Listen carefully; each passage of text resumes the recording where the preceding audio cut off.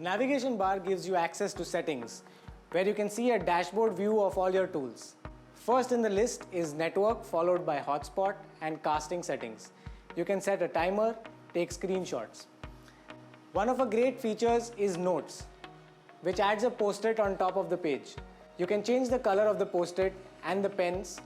You can draw anything on it and erase it if you want.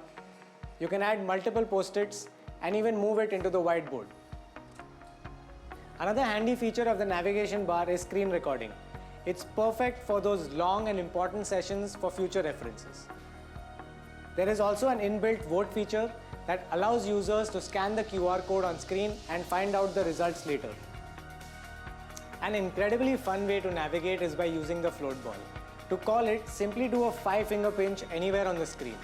You can use it by single click or by long press depending on what you want. If you single click, you have access to clearing your RAM, file manager, settings, or you can change the brightness and volume. If you long press it, you have access to going back, home, annotation mode, and recent applications.